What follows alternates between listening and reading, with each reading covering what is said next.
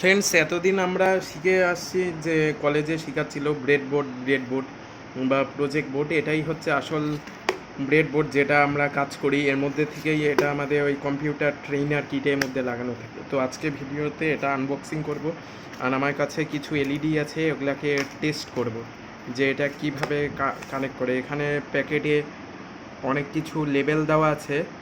Friends, তোমরা এটাকে video pause করে দেখে নিতে পারবে। এটা ট্রানজিস্টার, তারপর ডায়োড, এলইডি সব কিছুই সাপোর্ট নিয়ে নেয়। তো এটা অবশ্যই মেড ইন চায়না। তো এটার দাম নিয়েছে অনলি 100। তো এটাকে এখন আমি সিম্পলি আনবক্সিং করব।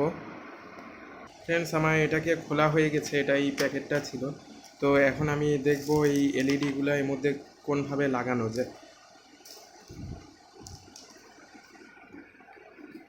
ফ্রেন্ডস, এলইডির রুল হচ্ছে, যেটা বড় কাঠি সেটা হচ্ছে পজিটিভ বা অ্যানোড, আর যেটা ছোট কাঠি সেটা হচ্ছে নেগেটিভ বা ক্যাথোড। এটাকে জাস্ট আমরা এইভাবে পুশ করে দিলেই লেগে যাবে। এই যে লেগে গেছে।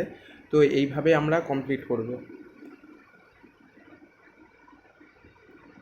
অবশ্যই প্লাস ও মাইনাসকে ধ্যান রাখতে হবে, নাহলে হয়তো আমাদের এলইডিগুলো পুড়ে যাবে।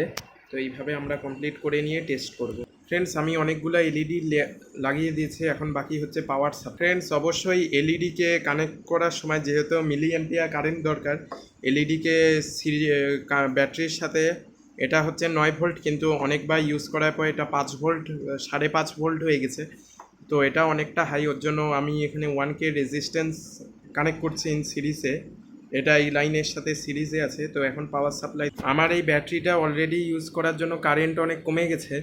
তো রেজিস্টার ছাড়াই হয়ে যাচ্ছে। তো এই বাল্বগুলো সবই গ্লো করছে। আমি লাইটস অফ করে দেখাচ্ছি। তো এই সার্কিটগুলো এইভাবেই কাজ করে। Thank you friends.